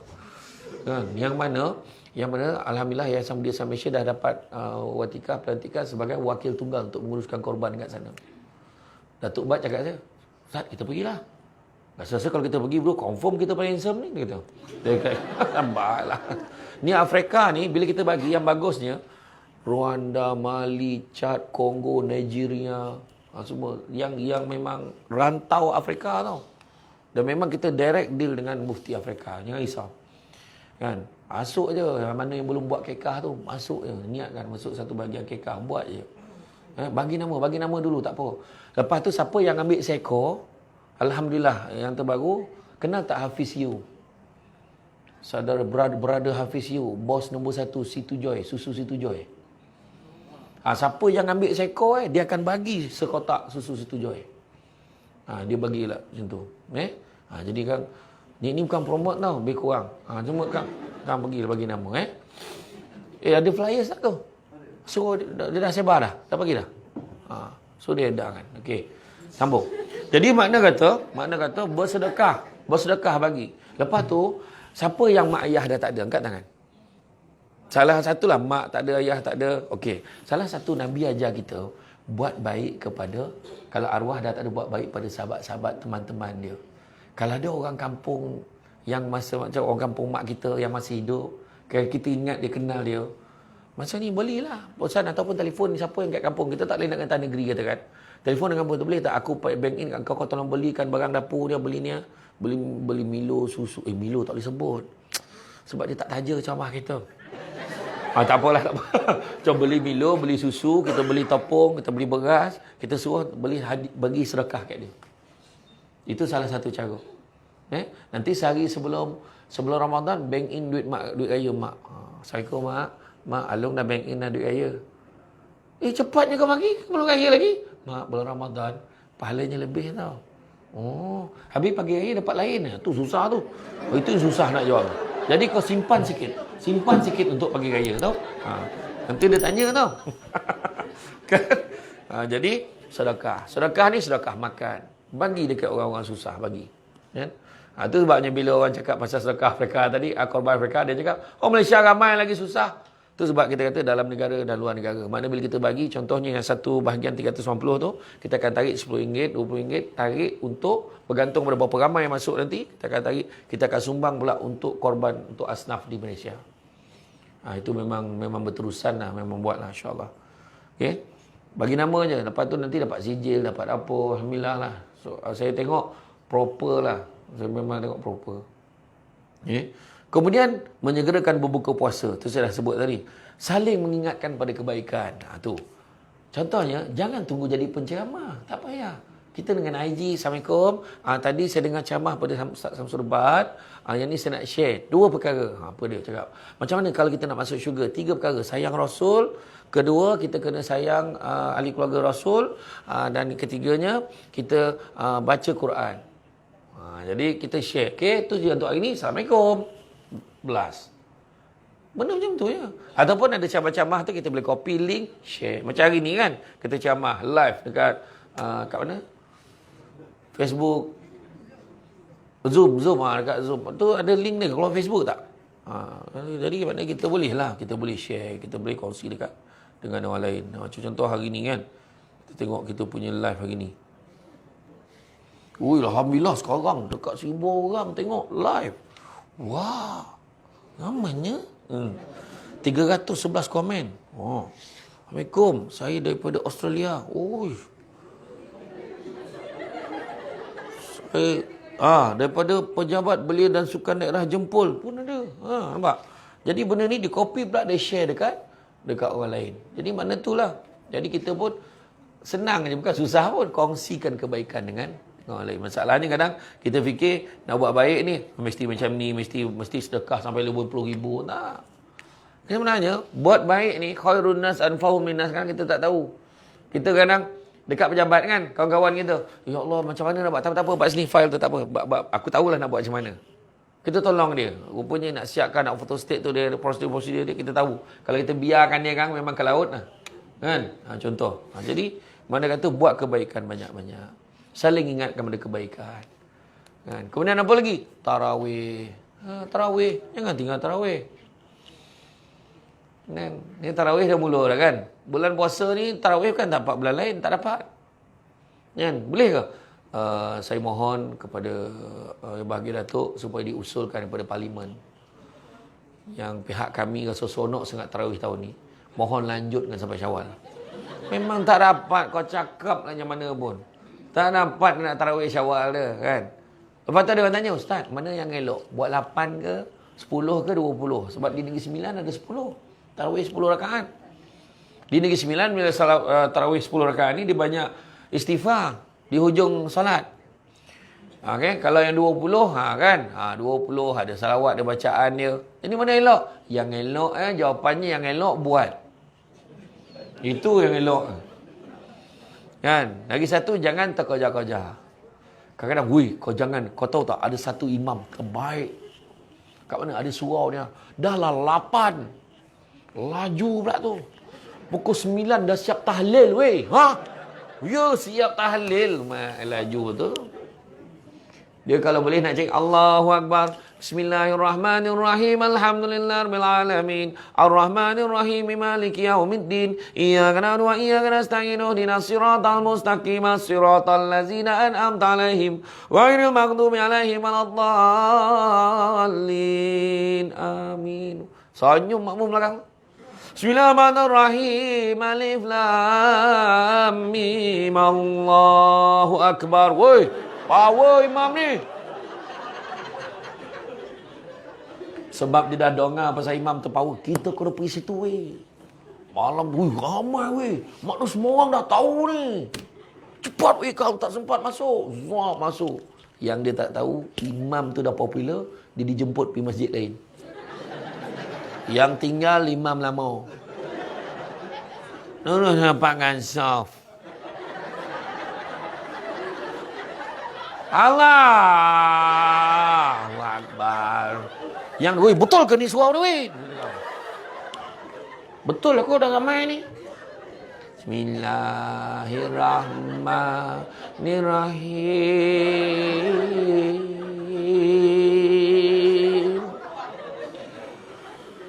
Alhamdulillahirabbil alamin.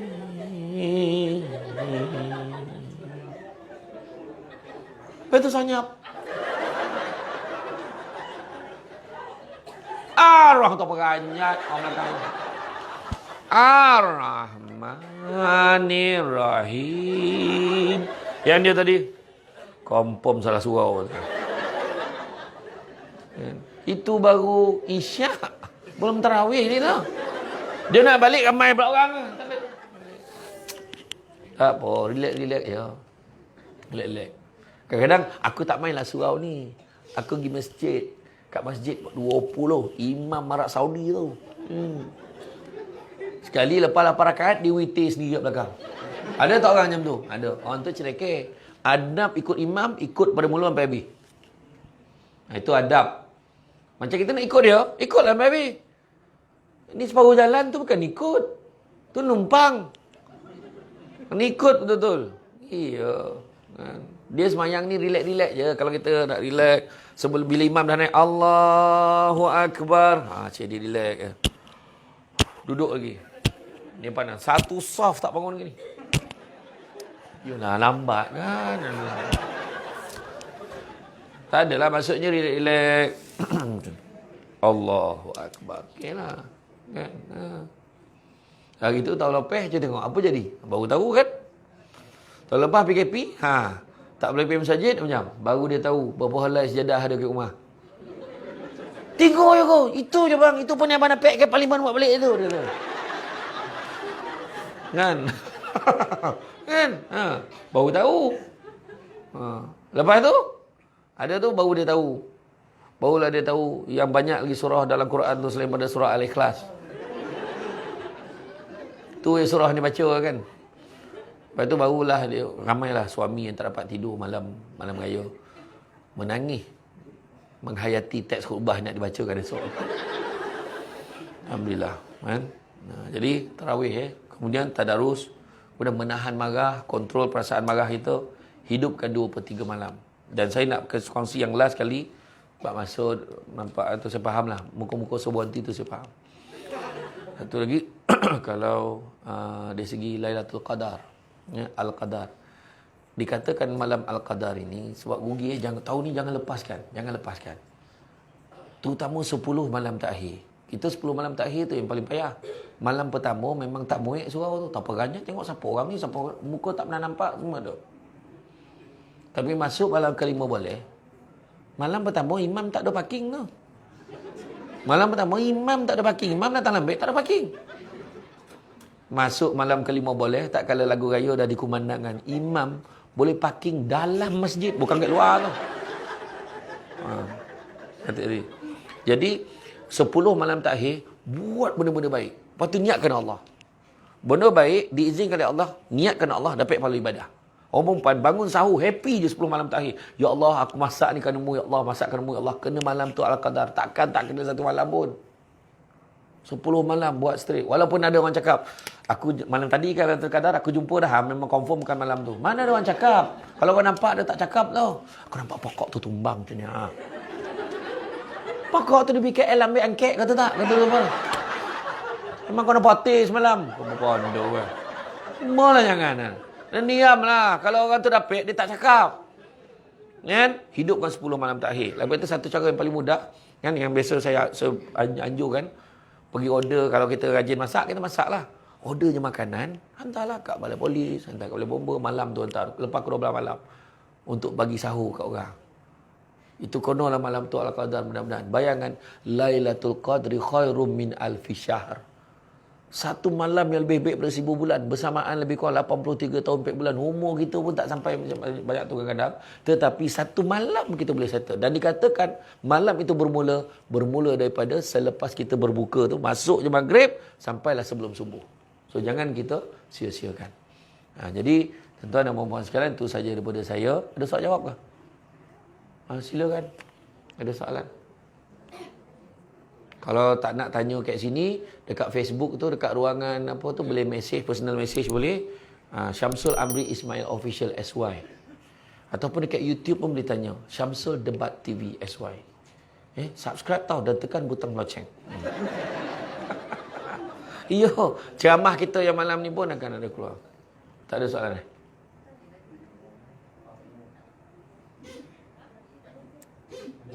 Ada soalan.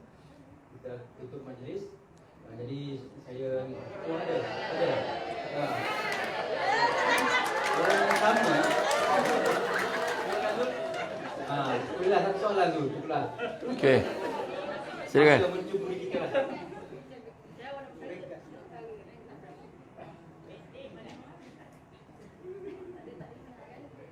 Assalamualaikum. Bagi Ustaz atau mengusi, terima kasih rekan-rekan sekalian. Terima kasihlah atas ruang yang diberi. Jadi kalau tak tanya, rasa je tak apa, kenalah. Kerana setiap program yang dihostkan oleh ustaz-ustaz yang kena macam minggu lepas, PU Azman. Oh, Alhamdulillah. Dan ustaz ni pun jadi 7 orang dengan 9. Jadi saya rasa kita kena ambil bahagian lah. Kerana bukan senang kita nak menjemput ilmu dari dua-dua independen walaupun jarang-jarang kita jemput. Saya nak ambil kesempatan sikit berkenaan dengan program kita pada pagi ini, Ustaz. Berkenaan dengan apa ni Ustaz kata tadi, imaratkan bulan-bulan Ramadan. Jadi apa yang saya lihat, apa yang saya ingat tadi ialah kita dalam bulan Ramadan contohnya, kita menghidupkan Ramadan dengan begitu betul-betul lah. Sebulan tu dengan penuh contohnya puasanya, tarawihnya. Tapi habis itu kita rasa apa yang amalan yang kita lakukan tu kita makin lama makin kuat. Itu juga dengan Ustaz kata tadi, semasa kita Mekah, ibarat haji ke umrah, balik tu kadang-kadang pengalaman saya lah, semayang di Masjidil Haram contohnya, kita dah ada di hotel Zam-Zam contohnya, di benar hotel Zam-Zam betul di kawasan Masjidil Haram. Contohnya kawan saya, kita dah ramai orang, saya tengok ke bawah ni, kita tak selalulah kita turun bawah, kita dah di dalam Masjidil Haram pun nak turun je, maksudnya begitu sekali. Tapi apabila dah habis balik ke rumah, kita tidak dapatlah benda-benda yang kita praktikkan tu. Kita kembali pergi di waktu tu, time COVID kita tak boleh kata apa lah. Time yang lepas kita balik tu kita dapat dipraktikkan. Itu dengan Ramadan tadi. Jadi apakah halangan itu? Maksudnya orang kata bukanlah halangan, maksudnya kita dapat kesan lah. Kalau kita ada praktikan, kalau benda ni satu tempat tu banyak yang pergi umrah, contohnya saya pergi tak Malaysia, kalau satu tempat tu yang pergi haji berapa orang dah pergi kan contohnya, kita mesti pastikan bahawa jemaah surau tambahlah apa yang dipraktikkan di Mekah ataupun di surau Ramadan tu. Tapi bilangannya tetap sama. Kalau bawa 10 orang 10 tahun yang lalu, 10 orang lah jemaah subuh contohnya, ibarat gitulah. Jadi apakah halangan ataupun dia sikap kita pasal kita dapat nak mempraktikkan atau istiqamah. Istiqamah itu dapat kita teruskan untuk mendapatkan kalau haji ataupun umrah yang mabrur. Baik. Itu satu.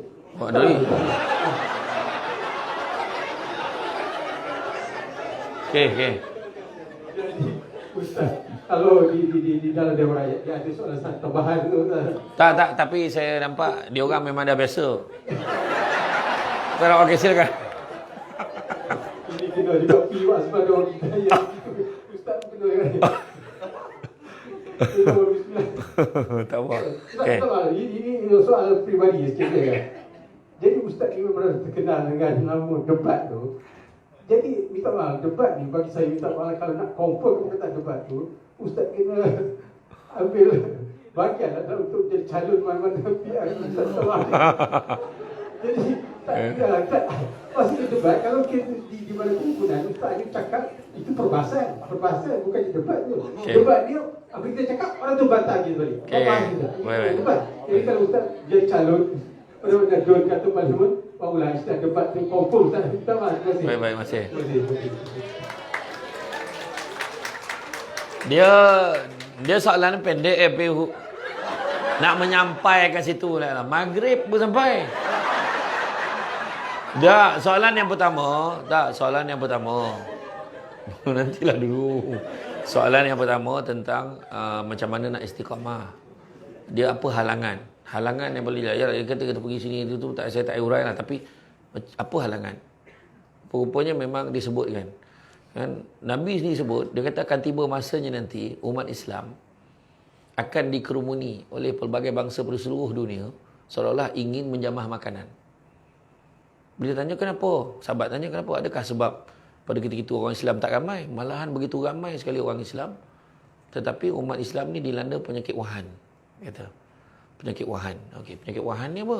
Penyakit wahan ni adalah cinta dunia dan takut mati. Maknanya tu penyakit orang Islam. Kat Malaysia pun boleh nampak. Kita tak payah cakap lah. Kita tengok lah. Ini bukan cerita aku. Semua orang. Semua bidang. Baik dalam bidang pekerjaan. Ada orang macam tu. Dia gila dunia. Dia tak kira lantak lah. Dia sailang lah.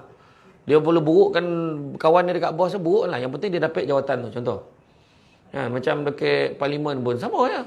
Bukan orang kerja parlimen. Maksud saya. Macam tak kisahlah. Betul tak? Itu realiti kita nampak kan. Memang susah nak jumpa orang yang apa. Ada mungkin ada. Tapi itulah pematan. Jadi Nabi kata tak ubah ibarat buih di lautan. Usik pecah. Keimanan kita macam tu level dia. Untuk akhir zaman ni. Tetapi halangan yang paling besar selain pada penyakit wahan, cinta dunia dan takut mati, ada dua. Bila nak buat baik, mesti ada dua halangan. Sekarang ni dekat sini, dekat dalam Ramadan, okey. Sebab apa? Sebab ada satu benda yang menghalang kita. Dan Nabi dan disebutkan dua halangan yang menghalang kita buat baik. Pertama adalah hawa nafsu, yang kedua adalah keraguan. Hawa nafsu kita kena lawan dia. Nafsu kena lawan dia. Contoh, baru pakai nak pergi masjid. Bang, kata nak pergi masa malam ni. Ayolah. Tak ada pergi masjid, pergi masa malam. Pasal malam sebab nafsu nak pergi pasal malam tu lagi kuat. Ni simpan duit ni, ingat nak bagi 5,000 nak bagi untuk banner masjid. Kan, bagilah 5,000 ni. Baru nak bagi. Kau kata tak nak tukar sport rim. Tengok. Hawa nafsu dia nak sport rim ke tak nak bagi ni? Kalau ikut hawa nafsu, dia akan tukar sport rim. Masjid dia kendiana. Lain kali boleh bagi. Ayat dia. Nampak? Dan satu lagi keraguan. Keraguan ni adalah satu benda yang dia tak pasti. Semayang jemaah 27 kali ganda daripada semayang seorang. Semua orang tahu. Tapi kenapa tetap tak ramai? Sebab keraguan. Dia tak pasti. Sebab benda tak nampak. Tu yang kata tadi, dulu 10 orang. Sekarang 10 orang kan. Tapi alhamdulillah, sekarang semayang dah sampai belakang dah semenjak penyarakan ni. Kan? Tapi orangnya sama. Kan? Tapi makna kata nak beritahu, keraguan ni nak settle dengan ilmu saja. Kita kena belajar banyak. Bila selalu datang kuliah ilmu, kita makin terbuka hati. Dan kena kuat semangat. Dan yang kedua tentang Samsul Debat, makna orang tak tahu sejarah saya. Kalau orang cakap, saya cakap seorang, please tolong tengok rekod saya dalam debat. Saya top rank best speaker Malaysia untuk debat diraja tahun 2001, 2002. Jadi kalau orang nak berhujah dengan aku ni, bukan orang lain. Itu sebab saya cakap benda praktikal. Ingat tak saya cakap dekat masa yang ada sekali yang dulu saya cakap lah. Kan? Ayat yang saya cakap, benda praktikal yang saya cakap. Benda tu yang betul cakap. Benda tu kena cakap. Bukannya pergi masuk dalam satu dewan cakap, tak ada ke jawatan untuk saya, tak ada ke ni. Tak, bukan. Kita kena sebut benda matters pertaining to the issues. Kan? Saya tu sebab waktu saya jadi presiden alumni debat Malaysia dulu. Bila saya keluar, dulu saya kerja kerajaan sama. Saya pengarah undang-undang. Tapi saya saya cuti tanpa gaji setahun. Masa tu saya tak nak orang tahu saya pengarah undang. Sebab saya tak nak orang telefon pejabat nak panggil saya ceramah. Sebab itu konflik. Saya tak nak. Bila saya balik kerja besok, orang tengok, boleh tak panggil dia ceramah? Minta maaf ya, pengarah dia tak bagi call ni. Kalau nak pasal ceramah, tolong call nombor ni. Sebab tu bukan nombor pejabat. Sebab saya tak nak. Kena jaga benda tu sampai macam tu. Kan? Jadi, mana kata kalau bab hujah tu macam tu lah. Saya pernah masuk pertandingan pidato Islam Hadari tahun 2006. Tempat ketiga daripada Johor 76 markah. Tempat kedua daripada Sabah 77 markah. Dan saya masa tu alhamdulillah ada rezeki Johan 93 markah. So kita pada saya bab bercakap pengucapan awam insya-Allah saya boleh share, tak ada masalah. Tu sebab untuk pengetahuan lepas saya berucap yang dulu saya berucap tu, yang orang heboh tengok tu, setiap tahun saya diminta berucap tapi saya tak nak. Saya kata saya tak nak jadi juru cakap tiap-tiap tahun. Itu pun tak habis baik lagi saya kata. Kan, saya kata. Jadi, simple je. Tapi, memang, kalau orang tanya kenapa nama saya Syamsul Debat, salah satunya dia orang cakap sebab pencapaian. Tak, salah. Sebenarnya dulu memang saya berceramah, saya pakai nama NGO, Presiden Pertubuhan Alumni Debat Malaysia. Tapi satu hari tu, penganjur tu lupa nama saya siapa. Syamsul apa tak nama dia. Tapi jawatannya debat-debat macam tu lah. Dia pun tulis, penceramah malam ni Syamsul Debat. Itu mula dia. Dan salah seorang yang dengar ceramah malam tu, kebetulan CEO TV Al-Hijrah ada. Jadi dia mati-mati menyangkakan nama saya Syamsul Al-Debati. Jadi nama tu melekat sampai hari ini. Itulah cerita. Jadi insya-Allah. Dan saya sampai sekarang masih aktif untuk mengajar budak-budak universiti dengan kawasan penuh. Bagaimana teknik berhujah, teknik debat dan sebagainya. Yang paling penting sekali, banyak baca. Kalau tidak kan kita berhujah tak kosong je. Kan? Tapi betul saya cakap, sebenarnya ini benda-benda yang ilmu sebenarnya. Kan? Tapi saya tak adalah kata, saya paling bagus. Mungkin masa tu tak ramai yang bagus-bagus kot. Mungkin hari ni lagi ramai yang bagus. Tak ada. Bukan, sebenarnya ilmu ni bukan kita bertanding, bukan nak menang. Tapi kita bertanding dalam debat, dalam pidato ke apa semua. Sebab kita nak menguji saja kemahiran yang kita ada. Itu aja. Kan? Itu saja. Saya ucap terima kasih banyak dan cuma sedikit makluman. Dekat luar sana juga ada satu meja ajaib. Iaitu ada produk Syamsul Debat. Antaranya minyak wangi. Ya, minyak wangi perfume. SD perfume.